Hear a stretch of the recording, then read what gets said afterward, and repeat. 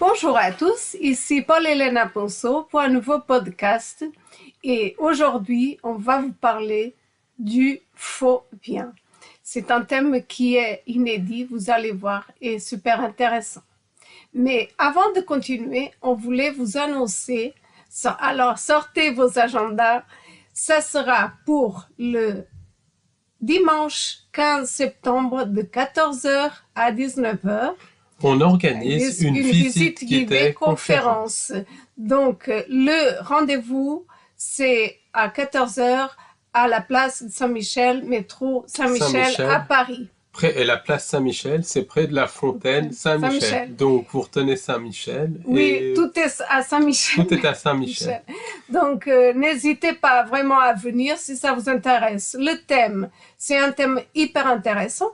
C'est sur le temps et le culte de Saturne. Donc, justement, on va parler de ce culte de Saturne, du rôle de Saturne dans cette réalité.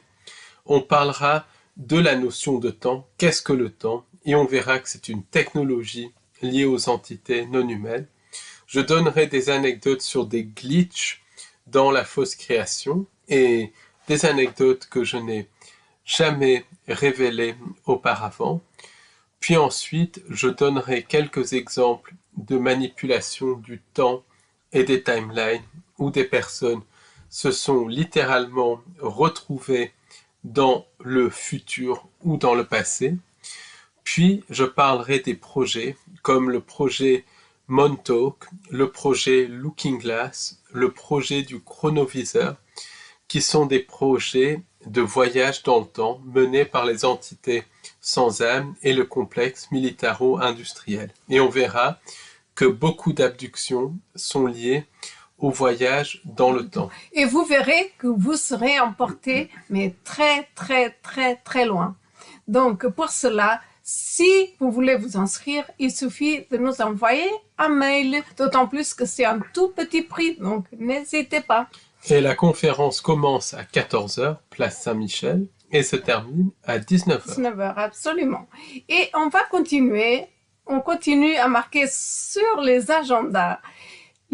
Pour le samedi 21 septembre, Paul Ponceau donne un webinaire de 18h à 22h. Donc, sur le thème qui est plus d'actualité, plus que d'actualité, je veux dire, c'est sur les réseaux sataniques. Exactement. Et leur lien avec les entités sans âme. Et malheureusement, comme tu l'as dit, c'est plus que jamais d'actualité. Donc, c'est un webinaire qui dure 4 heures, qui est en direct, donc avec possibilité d'échange et de questions.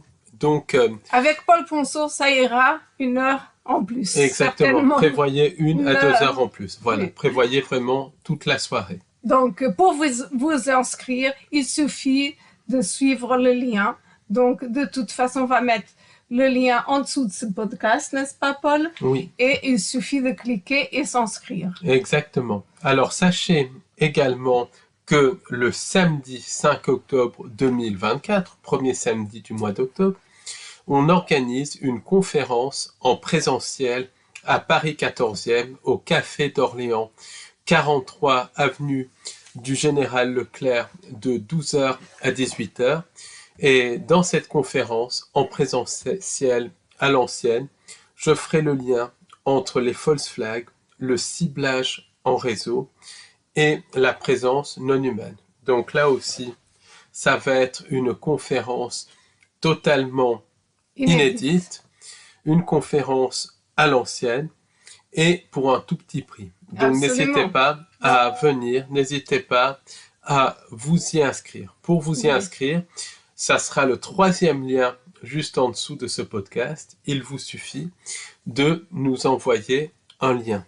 Et bien évidemment, il y aura une pause déjeuner, il y aura des pauses café, ne vous inquiétez pas. On passera un après-midi très riche en informations et qui va, encore une fois, très très loin. Et c'est des informations inédites. Donc, nous, on fait un travail très actif et on va toujours très très loin. parce que ce travail, c'est un travail qui est dynamique et qui est très, très, très actif. Exactement. C'est-à-dire que les choses évoluent. On reçoit énormément d'informations sur différents sujets. Donc, c'est quelque chose qui évolue. Donc, dans nos conférences, dans nos podcasts, il y a un minimum de redites parce que les choses évoluent. Absolument. Donc, c'est très important. Vraiment, vraiment, n'hésitez pas à vous inscrire et n'hésitez pas à nous soutenir. C'est très important pour continuer ce travail qui est passionnant et qu'on n'a jamais fini d'étudier. Exactement. Donc, pour commencer, Paul, le thème de ce podcast me passionne parce que c'est sur le bien, mais pas sur le bien proprement parlé, c'est sur le faux bien. Peux-tu nous expliquer qu'est-ce que c'est et comment se fait-il? Donc déjà, je vais définir ce qu'est le bien.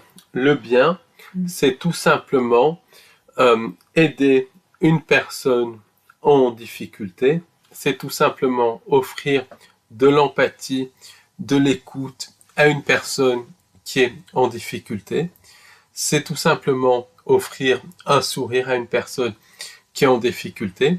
C'est tout simplement ce qu'il y a de plus naturel entre les humains différents. C'est l'entraide autant que possible entre les personnes. Le bien, c'est ça. Le bien, c'est aussi ne pas embêter quelqu'un si il veut mener un certain style de vie, s'il veut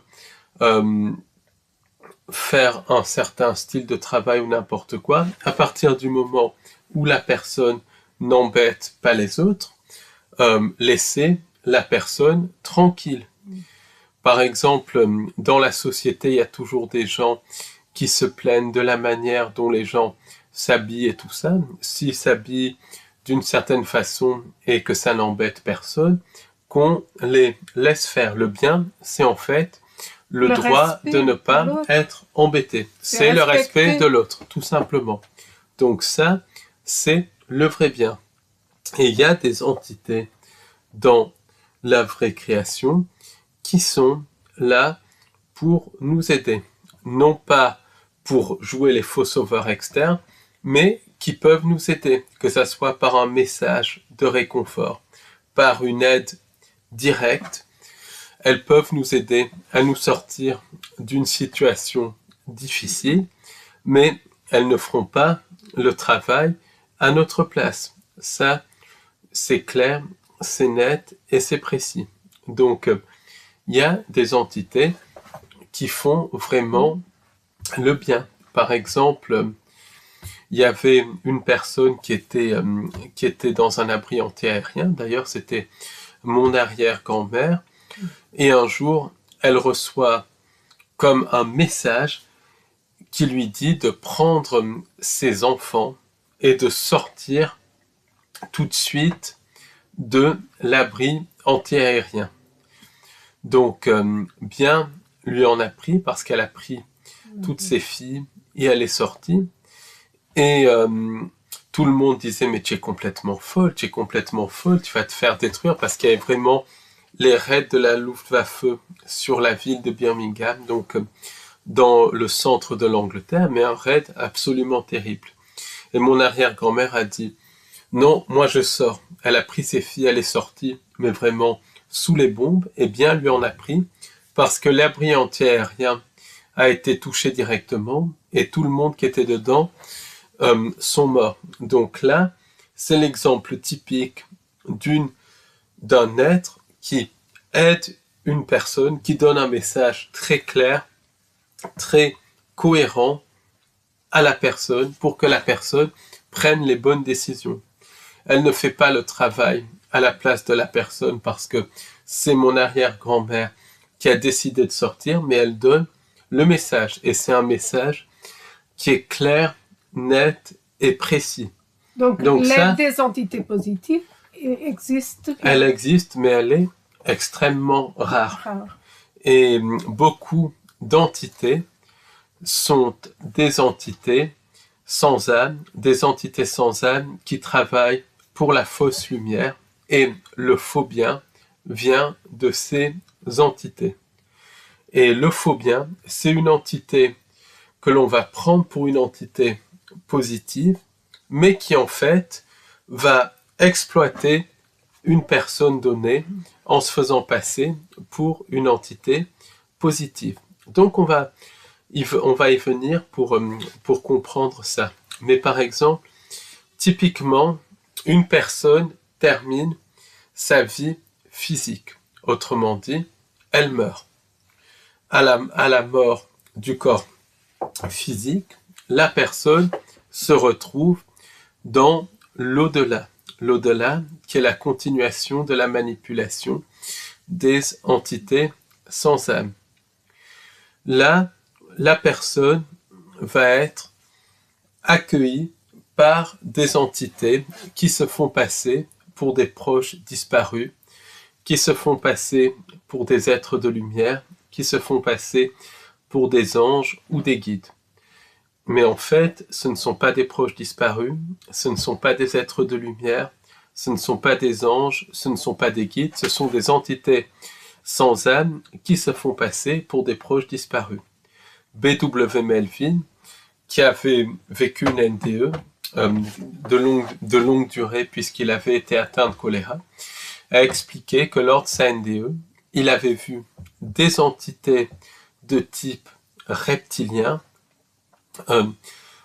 prendre l'apparence de proches de personnes décédées et qu'ensuite ces entités allaient accueillir des personnes décédées pour ensuite mieux les manipuler et mieux, quelque part, les torturer.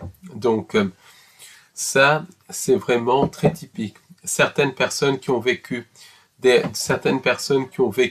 des NDE ont aussi dit, s'ils avaient suffisamment de discernement, avoir vu des entités qui se faisaient passer pour des proches disparus ou des anges, se métamorphoser, shifter, et prendre des aspects reptiliens, des aspects de gris, des aspects d'insectoïdes. Pourquoi? Parce que toutes ces entités qui nous manipulent dans le quotidien par les abductions sont liées, se retrouvent aussi, manipulent aussi, contrôlent aussi le monde des morts.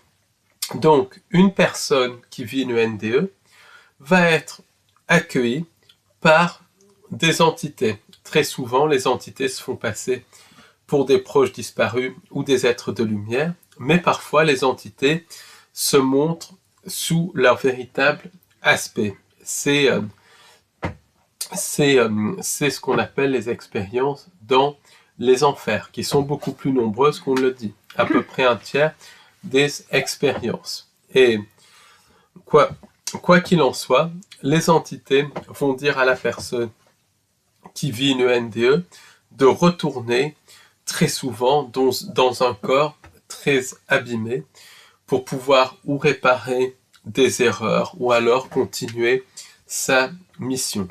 Et selon des témoignages de médiums qui sont en contact avec des décédés authentiques, quand une personne ne vit pas une NDE, mais quand une personne meurt et n'est pas ranimée, c'est la même chose.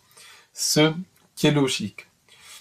Et là, on peut penser, et là, très souvent ensuite, et ça c'est le travail de Michael Newton, ça montre que les personnes décédées sont ensuite manipulées par les entités sans âme, qui se font passer pour des guides de lumière, ou bien qui se font passer, selon des témoignages de médiums, c'est pas Michael Newton, c'est d'autres témoignages de médiums, pour des êtres, des anges et tout ça, ces entités vont leurrer les personnes à se réincarner dans une vie simultanée qui peut être une vie donc qui est dans le futur entre guillemets de la personne qui est décédée, dans le passé entre guillemets de la personne qui est décédée, ou qui peut même être dans une vie qui est simultanée dans le sens propre du terme, oui, de la personne décédée, puisque le temps n'existe pas. Donc, pourquoi ces entités elles se font passer finalement pour des proches, parce que il y a des liens avec c'est parce qu'il y a des liens pour décédés. mieux manipuler, c'est pour mieux manipuler la personne décédée. En fait, ces entités sans âme sont capables de rentrer dans la mémoire de l'âme d'une personne décédée et de puiser toutes les informations, et en fonction des croyances de la personne, en fonction des attachements de la personne, les entités vont modifier leur apparence. Après, il y en a qui disent que c'est des systèmes d'intelligence artificielle. Moi, je pense que c'est directement les entités qui modifient leur apparence, avec très certainement l'aide de technologies, donc liées aux intelligences artificielles. Ces entités vont ensuite leurrer la personne à se réincarner et à consentir un certain chemin de vie, en général, pour réparer une dette karmique. Et chez certaines personnes, le chemin de vie peut être positif ou négatif. Et donc, ce que je pense, c'est que au moment de la mort du corps physique, l'âme de la personne qui vient de décéder devient l'objet, il faut dire les choses, d'un jeu entre différentes entités. Certaines entités vont parier sur un chemin de vie positif, d'autres entités vont parier sur un chemin de vie négatif. Et après, il y a une compétition entre entités. Si les entités qui ont parié sur un chemin de vie positif gagnent, la personne aura un chemin de vie positif, une bonne vie. Par contre, si c'est les entités qui ont parié sur un chemin de vie négatif qui gagnent, la personne aura une mauvaise vie. La personne aussi, aura une vie c'est triste. Possible. Mais en fait, il y a un changement, un revers de fortune, comme tu dis. En fait, l'âme humaine, alors ça, bien évidemment, c'est une nouvelle hypothèse de travail qu'on a émise pour expliquer les différents récits de NDE, les différents récits dans l'au-delà, et ça confirme finalement les témoignages de personnes comme Loda Leon, comme Isabella Green, ça confirme aussi Eben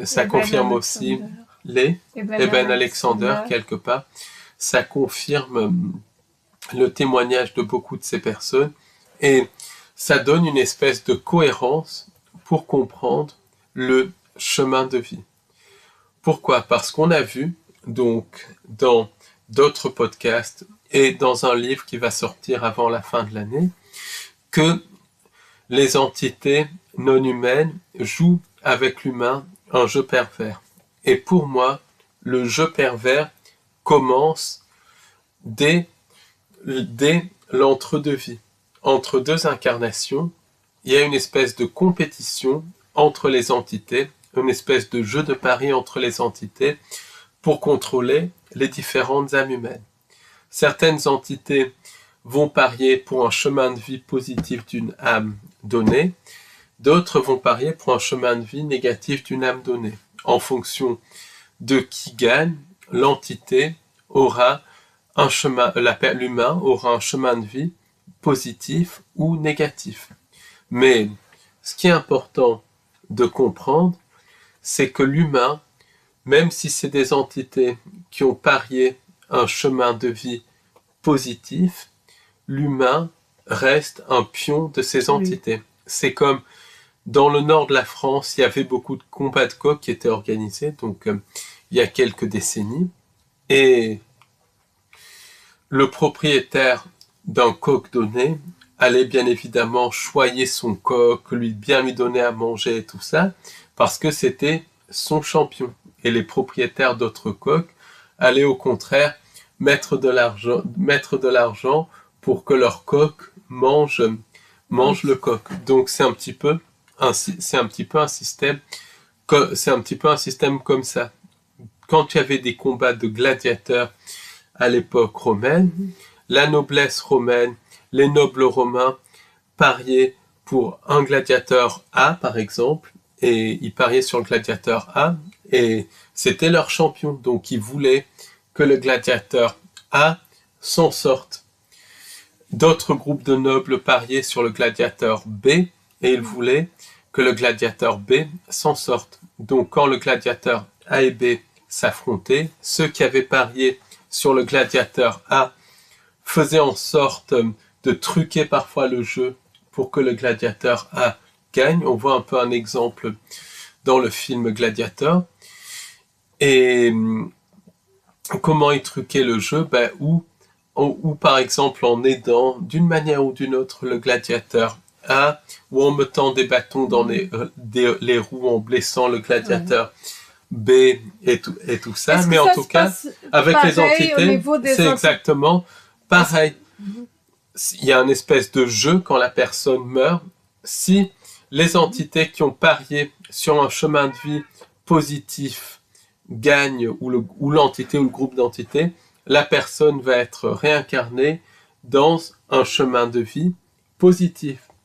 Si les entités qui ont parié sur un chemin de vie négatif gagnent, la personne va être réincarnée et avoir un chemin de vie négatif. Mais pendant sa vie, mais pendant sa vie, le match entre les entités continue. Puisqu'il y a des jeux entre entités. Elles jouent avec nous. Elles jouent avec notre âme. Donc, la rivalité, le jeu entre entités continue.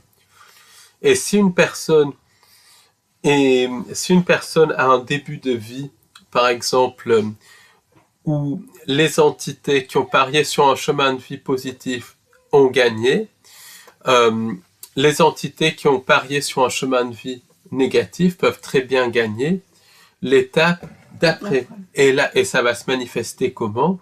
Ça va se manifester par un revers de la fortune de la personne.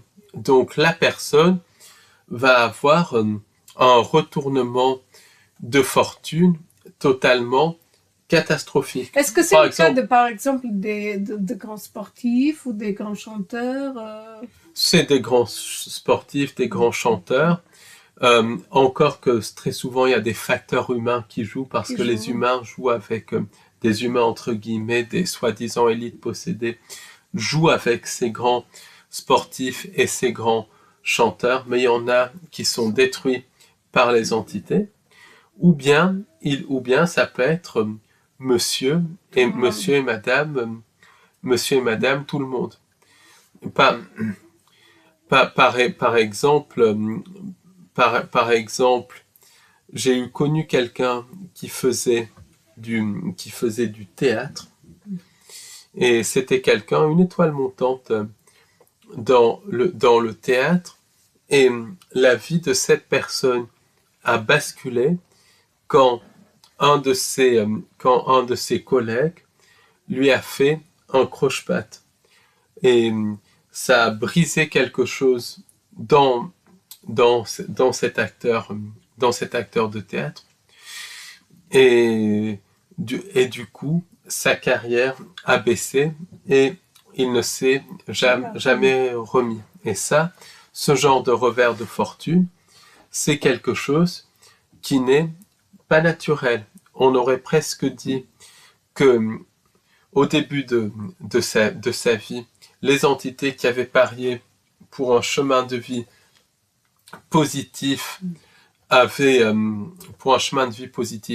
gagné, et la personne donc avait une carrière qui vraiment grimpait dans le théâtre. Puis ensuite, à un moment donné, les entités qui avaient parié sur un chemin de vie négatif ont gagné, ce qui explique que la carrière de la personne s'est effondrée. Il y a des cas aussi de personnes qui d'un coup vont être en couple, d'un coup l'homme ou la femme va décider de divorcer sans raison son mari, l'homme ou la femme part, et ensuite l'autre personne, sa vie va s'effondrer totalement. C'est arrivé à plusieurs amis de mes parents, des événements comme ça qui ne s'expliquent pas. Donc il y a le paramètre magie noire, il y a le paramètre entité, et il y a le paramètre jeu entre entités. Est-ce qu'autant que pion là-dedans, ou marionnette que nous sommes, on peut atténuer par la conscience, par exemple? Déjà, prendre conscience de ça, le problème c'est que quand ça arrive, le problème c'est que quand ça arrive, beaucoup de personnes pensent que c'est un coup du destin, un coup du sort, un coup du destin. Mais ça, pour moi, le coup du sort, le coup du destin n'existe pas. Quand il y a des revers de fortune, c'est toujours lié à de la magie noire et à des entités, parfois aux deux. Et parfois, c'est lié aussi au ciblage en réseau, et parfois, c'est lié à ce jeu entre les entités. C'est-à-dire, il y a différentes étapes dans le jeu, et une entité qui a fait un pari négatif peut gagner, ce qui explique le coup du destin. Est-ce qu'on a une part de consentement là-dedans quand même, ou pas? Pour moi, il y a peut-être des consentements par des contrats d'âme passés en rêve, par manipulation des rêves, par pensée intrusive, peut-être par des manipulations de prémonition, puisqu'elles peuvent imiter les prémonitions. Mais le consentement, il y a un consentement, oui, mais c'est en général extorqué. Par exemple, la personne peut avoir une pensée fugace en se disant « je suis trop heureux, ça peut pas durer », puis après, la personne va oublier cette pensée. Mais cette pensée fugace, c'est l'entité qui vient de gagner, qui prévient la personne que son destin va changer. Et malheureusement, la personne ne tient même pas compte. Elle se dit « c'est bizarre que j'ai pensé à ça, je suis pessimiste ». Et tout ça, tu vois. Le consentement se fait par des pensées intrusives. J'ai un exemple du reste de quelqu'un de ma famille. Donc j'avais donné l'exemple de mon oncle qui était président d'une filiale de la Française des Jeux. Et lui, il avait tout, un cœur en or, une femme qu'il aimait, extrêmement belle et tout, beaucoup d'amis, de l'argent, il avait tout et il était très joyeux. Il était passionné de moto, de sport et tout ça. À 45 ans, il a développé un cancer du poumon foudroyant qu'il a tué en 8 mois. En 8 mois, il est mort. Et sa femme est morte dans la solitude, dans la pauvreté, quelques années plus tard, juste avant ses 50 ans. Donc, pour moi, ce cas, c'est typique de revers de fortune qui n'en sont pas. C'est le jeu entre les entités. C'est comme il y a quelqu'un d'autre dans ma famille, un cousin éloigné, côté anglais. C'était un garçon extrêmement brillant et à 27 ans, il allait partir aux États-Unis pour étudier l'astrophysique et la physique, l'astrophysique et la physique quantique. Donc, il était tout content et tout ça. Et avant de partir, il devait passer un examen médical pour pouvoir vivre aux États-Unis.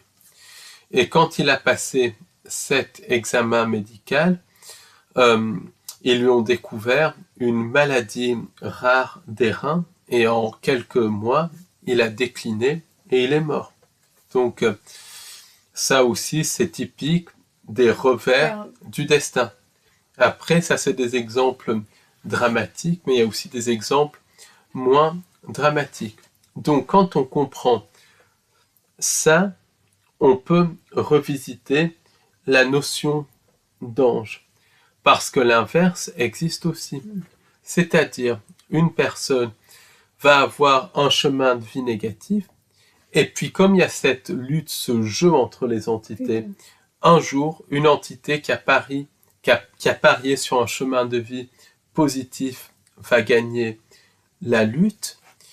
Et à ce moment-là, la personne va avoir tout qui se met à lui sourire du jour au lendemain. Donc les gens disent « Oh, c'est quelqu'un qui a réussi à inverser son destin. C'est quelqu'un qui a eu la chance et tout ça. » C'est pas quelqu'un qui a eu la chance. Pour moi, c'est quelqu'un qui a été trimballé entre entités et l'entité qui avait parié pour un chemin de vie positif pour cette personne a gagné une étape du combat. Et donc, du combat entre entités, du jeu entre entités, parce qu'elles jouent entre elles.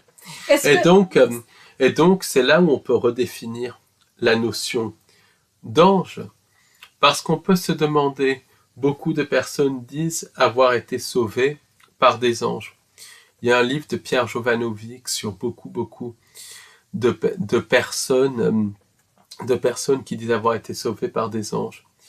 Dans les cas rapportés par Jovanovic, je suis persuadé qu'il y a des cas authentiques de personnes qui ont été sauvées par des entités de la vraie lumière, par des aspects supérieurs d'eux-mêmes. Mais je pense que la majorité des personnes qui ont été sauvées par des anges ont en fait été sauvées par des entités sans âme qui tout simplement avaient parié sur un chemin de vie positif pour elles, et elles ont été sauvées parce qu'elles étaient une commodité pour ces entités. Est-ce que tu dirais que c'est des faux anges finalement? C'est complètement des faux anges, c'est de la fausse lumière.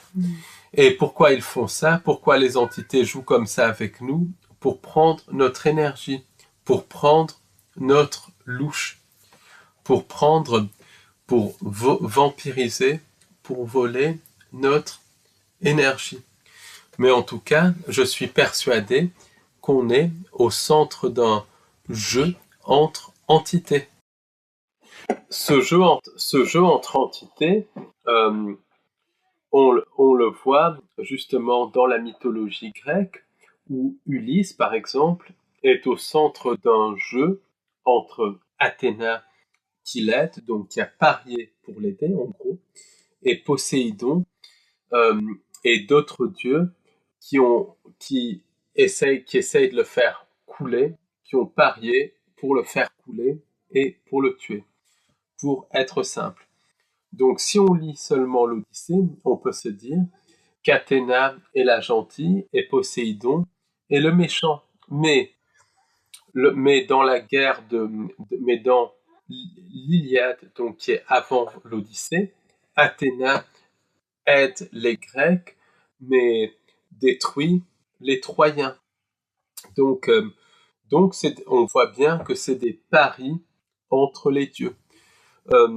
Athéna parie sur le pion Ulysse, Poséidon parie contre le pion Ulysse, Athéna parie pour les pions grecs, et Athéna parie contre les pions troyens. Donc ça, Homère et les Grecs anciens avaient bien compris que l'humain était au centre d'un jeu entre entités.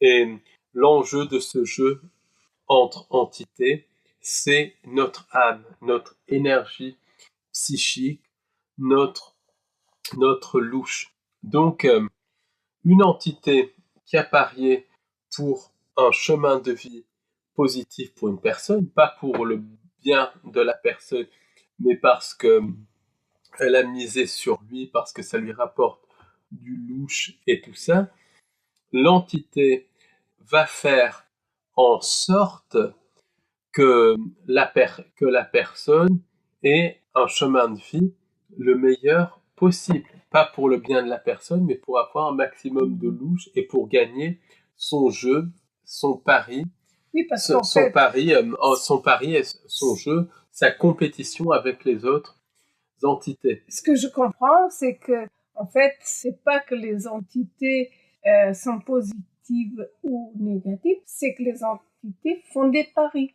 Elles font des paris. Elles sont négatives. Elles sont vampiriques, mais elles font des paris. Voilà. Peut-être pour avoir, même au bout d'un certain nombre de vies, l'âme humaine et tout ça. Par exemple, si l'entité qui a parié sur un chemin de vie positif a, par exemple, avec une même âme, 3 ou 4 chemins de vie positifs consécutifs dans une même timeline, elle obtient cette âme et ensuite la phagocyte. Si par exemple une âme qui a parié sur des chemins de vie négatifs arrive à avoir pour une même âme 4 ou 5 vies consécutives négatives sur une même timeline, elle va phagocyter l'âme. En tout cas, il y a un enjeu qui est lié à l'âme. Et en fin de compte, même les entités qui ont parié sur un chemin de vie positif sont là pour prendre l'âme. Mais pendant le jeu, les entités qui ont parié sur un chemin de vie positif pour une âme donnée peuvent un petit peu aider cette âme pour la favoriser. Et elles peuvent l'aider en se présentant comme des anges ou en faisant des miracles, entre guillemets.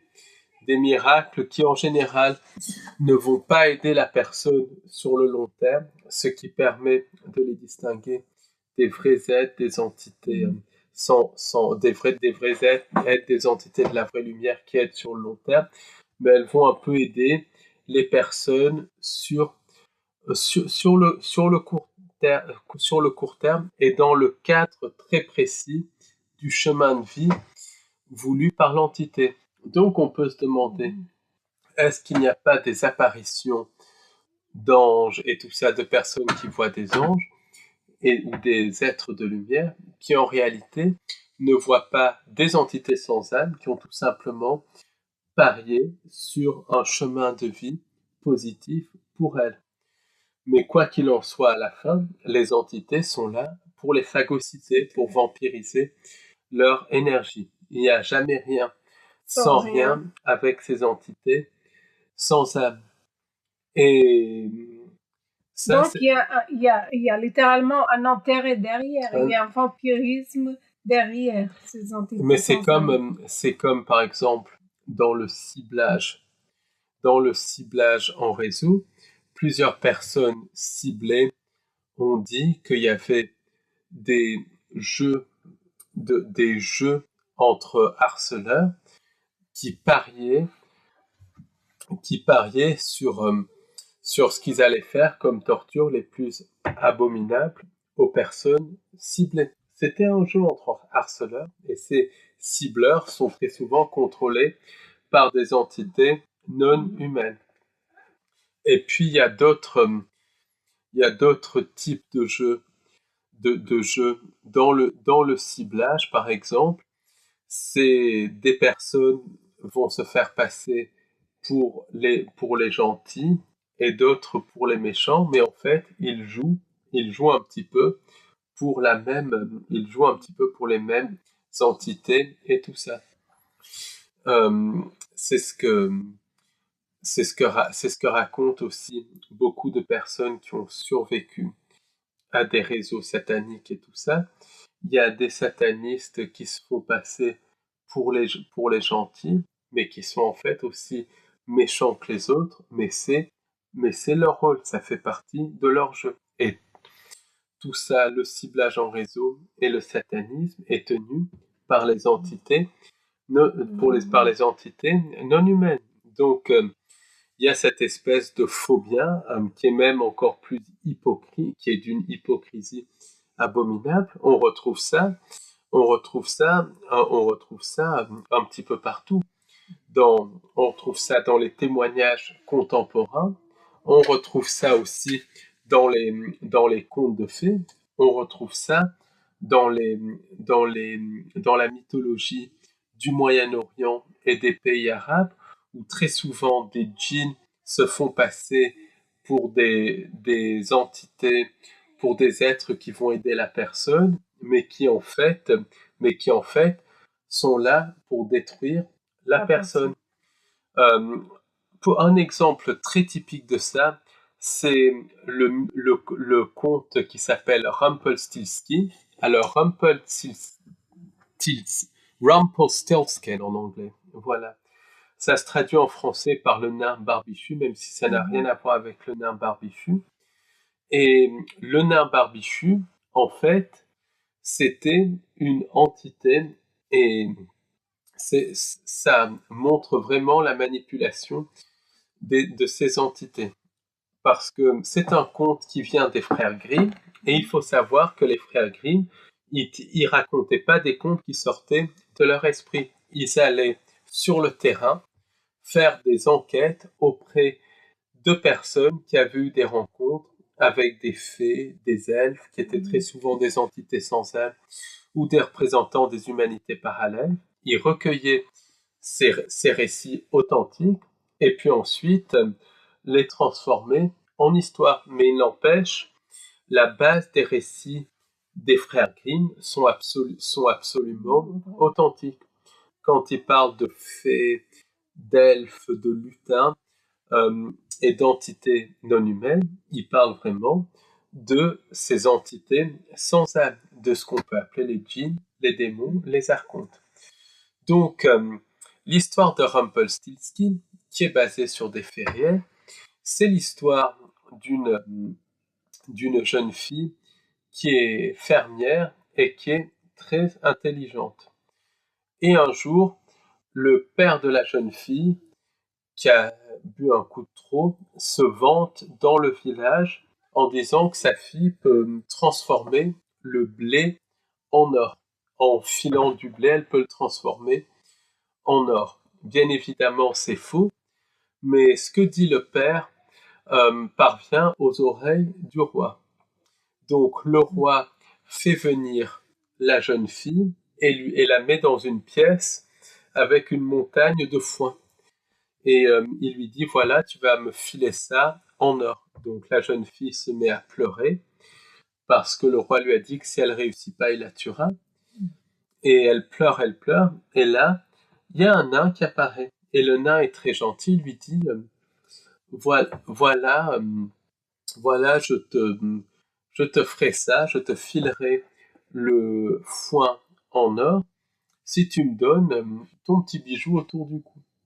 Donc il fait le gentil et tout ça, et, et la jeune fille lui donne le bijou autour de son cou, et le nain file le blé en or. Donc quand le roi arrive, il est sidéré, et il lui dit voilà, maintenant tu fileras encore du foin en or. Si tu ne réussis pas, je te ferai exécuter, mais si tu réussis, tu deviendras ma femme. Donc là, il la met dans une pièce encore plus grande avec plein de foin. La jeune fille pleure parce qu'elle pense que sa dernière heure est arrivée. Puis Rumpelstiltskin arrive. Et il lui dit, t'inquiète pas, je vais faire ça. Et la jeune fille lui donne sa bague, la petite bague qu'elle avait au doigt. Donc le lendemain, le roi est surpris de voir une montagne d'or. Et là, il lui dit, voilà, c'est très bien, mais moi je veux encore plus, je suis le roi. Donc il l'amène dans une énorme salle remplie de foin et lui dit, tu me transformes ça en or, et cette fois, si tu réussis, tu deviendras ma femme, mais si tu ne réussis pas, je te ferai pendre.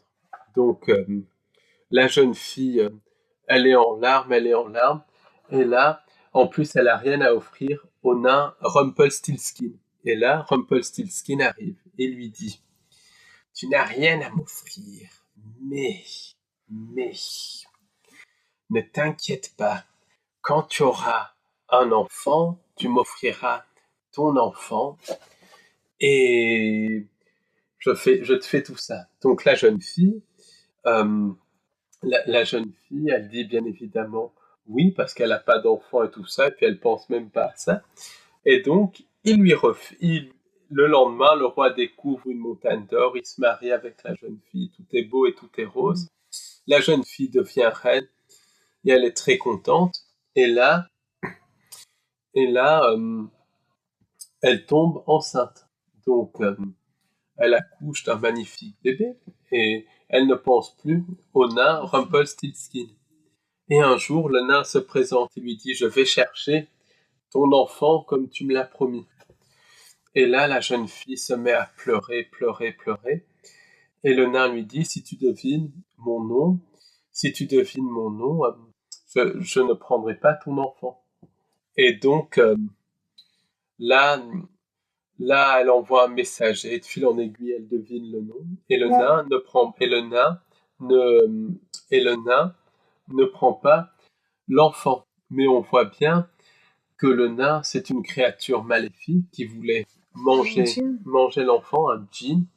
C'est une entité sans âme. Et on voit bien qu'il s'est présenté d'abord comme une créature bénéfique et qu'à la fin, il voulait son dû, prendre l'énergie qui est symbolisée par l'enfant de cette reine. Donc, c'est un truc de fou. Donc, ces entités, c'est ça, elles peuvent se faire passer pour des êtres de lumière, pour des êtres bienveillants, mais à la fin, elles réclament toujours leur dû. Et leur dû, c'est l'âme.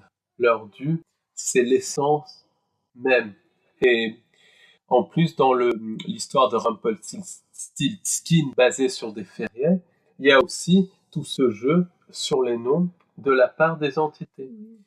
Et donc, quand on comprend ça, on comprend mieux la fausse lumière, on comprend mieux la manipulation de la fausse lumière. Beaucoup de channels sont en contact avec des entités sans âme qui se font passer pour des êtres de lumière. Et ces entités sans âme qui se font passer pour des êtres de lumière, elles font les gentils. Elles couvrent très souvent le channel de dons, au moins de dons de médium, des dons de clairvoyance et tout ça. Parfois aussi, elles font en sorte que le message du channel hypnotise les gens pour que le channel devienne une sorte de gourou. Mais tôt ou tard, ces entités vont prendre leur dû et elles vont détruire le channel pour prendre son énergie et prendre son âme. Et ça passe par une destruction qui va crescendo, d'abord financière, puis le couple du channel, puis la famille du channel, puis la santé du channel. Et parfois, elles prennent directement son âme et finissent par le posséder. Mais ça, c'est typique du faux bien, de la fausse lumière.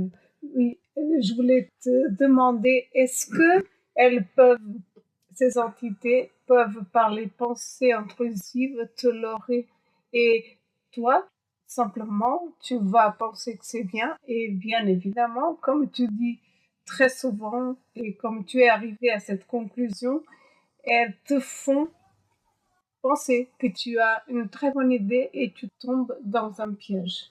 Ah, c'est ce qu'elles font. Elles leurrent énormément par les pensées intrusives. Et quelque part, les pensées intrusives, c'est le faux bien, parce que tu penses que tu as une très bonne idée. Oui.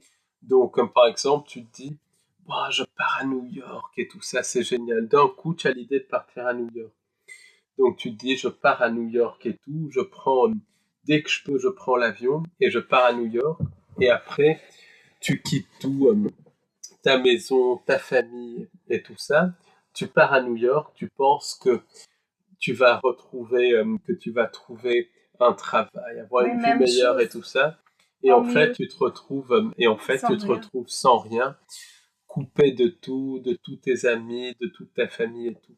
Ça, c'est typique des pensées intrusives. Ça fait partie du jeu des entités sans âme.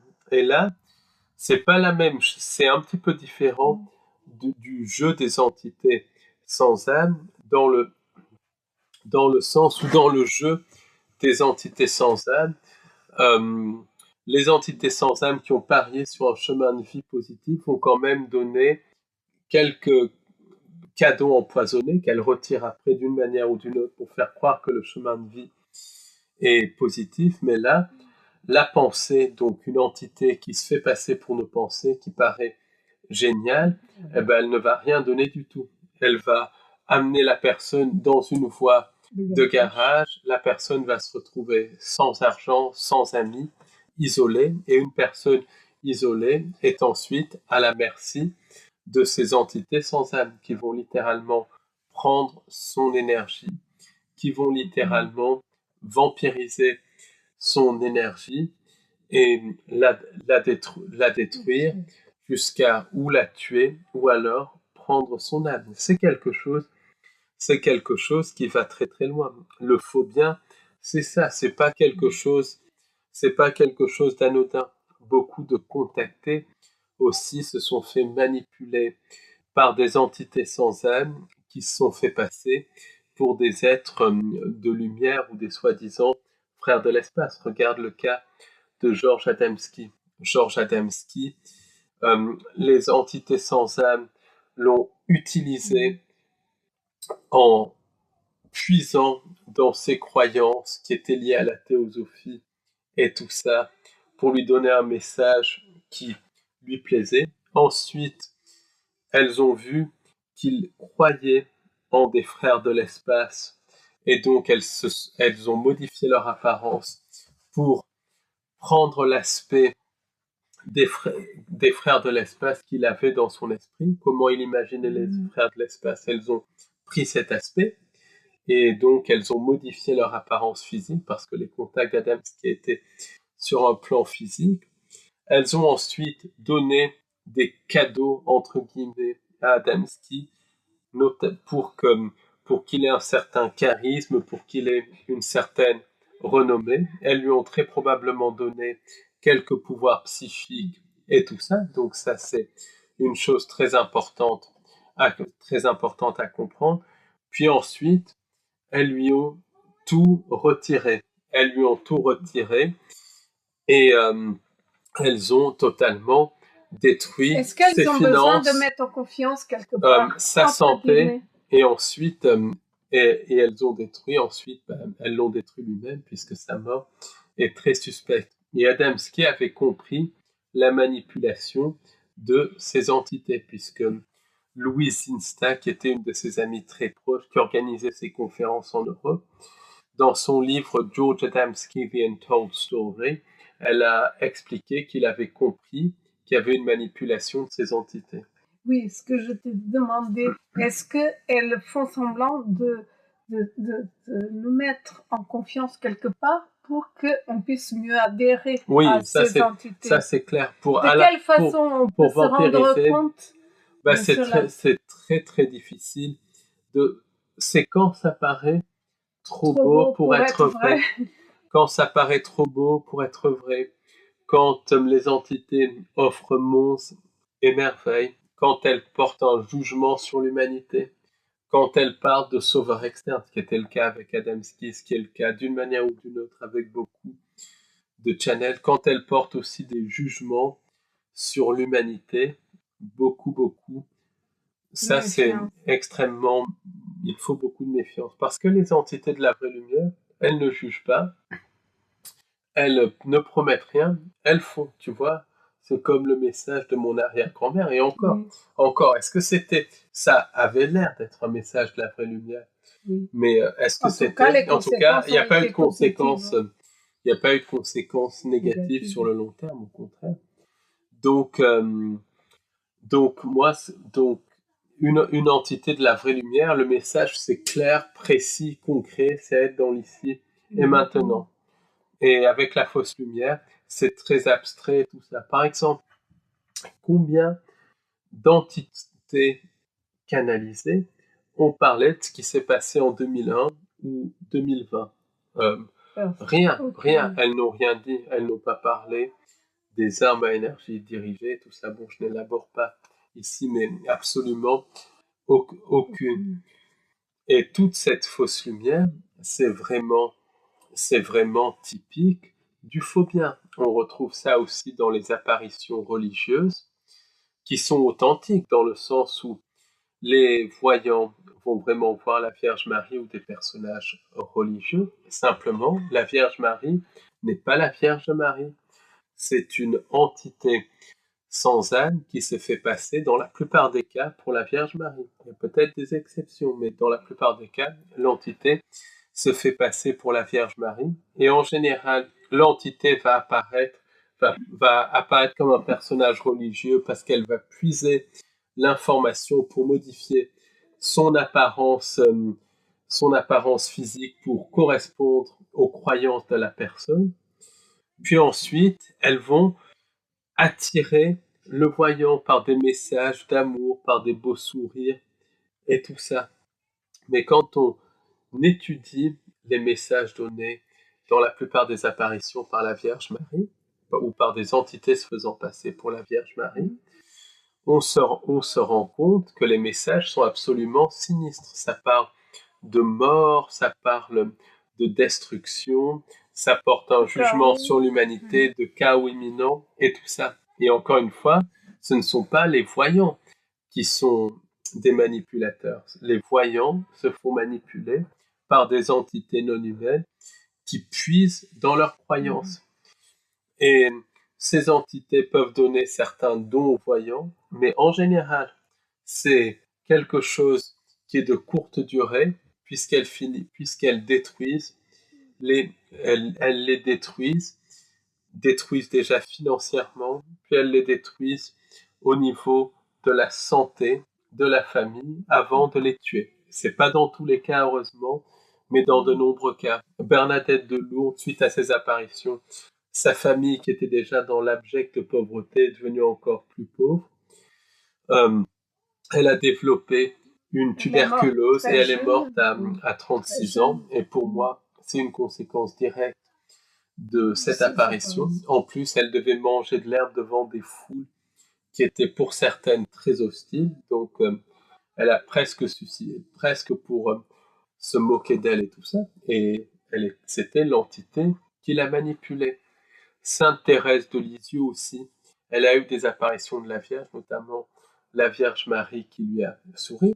Ça, c'est authentique. Mais les conséquences de cette apparition ont fait qu'elle s'est retrouvée donc au couvent, séparée de ses sœurs qu'elle adorait, et elle n'avait pas le droit de leur parler. Ça, c'était une grande souffrance pour elle, il faut le savoir, parce que c'était quelqu'un qui était très famille et tout ça. Et puis, elle est morte à 24 ans de maladie. Et les deux des trois petits bergers de Fatima sont morts aussi en 1919 ou 1920. Donc, on voit bien que c'est un espèce de faux bien. Et quand on creuse bien, on se rend compte qu'il y a une manipulation des témoins par les entités.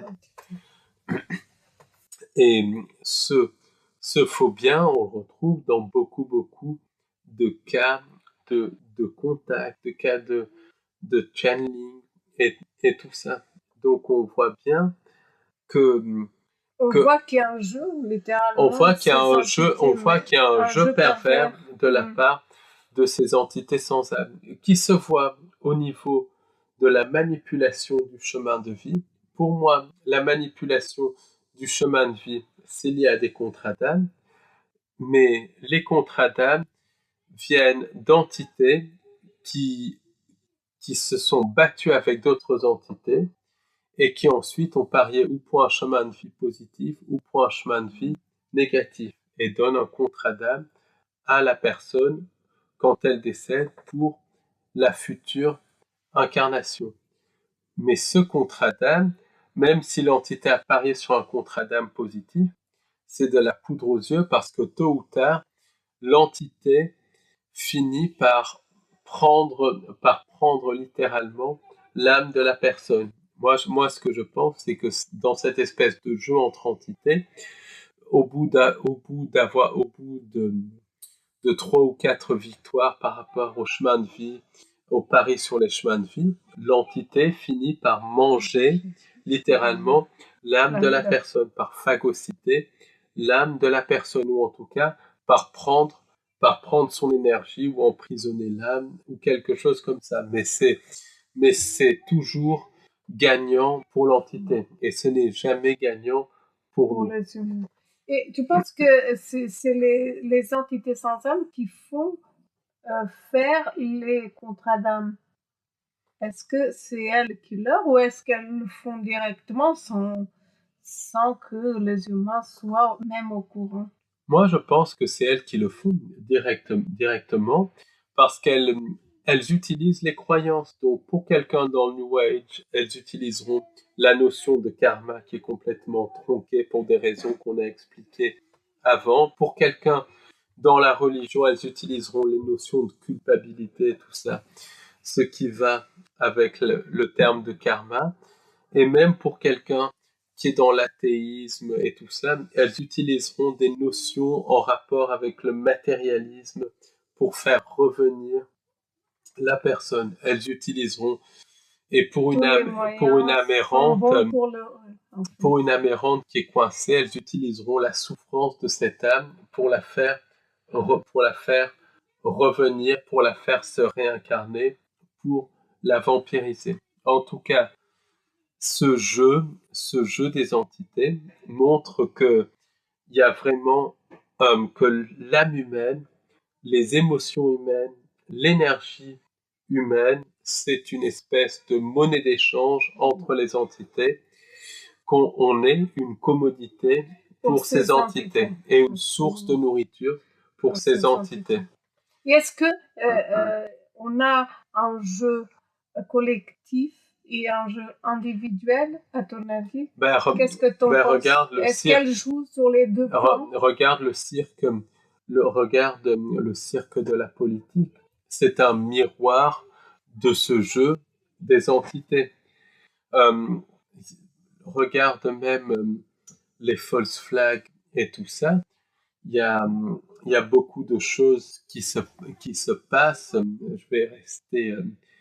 Je vais rester relativement vague ici, mais il y a beaucoup de choses qui se passent, qui montrent que c'est des jeux entre personnes riches et célèbres, des espèces de paris entre personnes riches et célèbres. De même pour le ciblage et tout ça, c'est un jeu de paris. Donc on voit ça au niveau des entités sans âme, au niveau des vies individuelles, mais aussi au niveau collectif, au niveau du cirque de la politique et tout ça. On voit cette espèce de même jeu vampirique. Et le but finalement, je pense, de l'existence, c'est de transcender ce jeu. Comment on transcende ce jeu?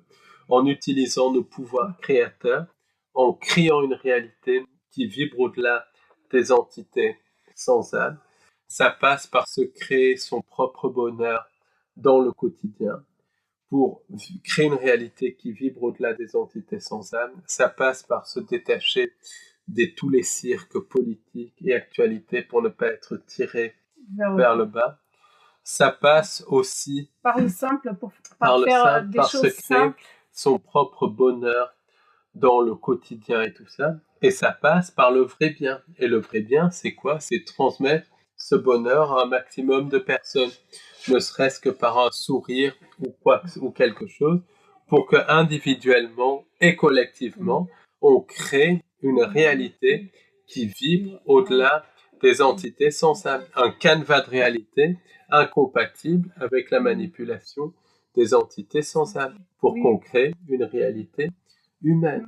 Absolument, puisque le bien n'est pas relatif ni le mal. Il y a le bien et le mal. Voilà. En fait, le faux bien, c'est le mal. C'est le mal. C'est même c'est encore plus pernicieux, parce que le mal absolu, on sait qu'il est là, mais le faux bien, ça se fait passer pour le bien, mais ça arrive au même niveau que le mal absolu, c'est-à-dire la mort et la destruction de l'âme. En tout état de cause, vraiment, les solutions, c'est nos pouvoirs créateurs, c'est vibrer au-delà des entités sans âme, se créer notre propre bonheur dans le quotidien pour être dans la joie, le bonheur et l'amour.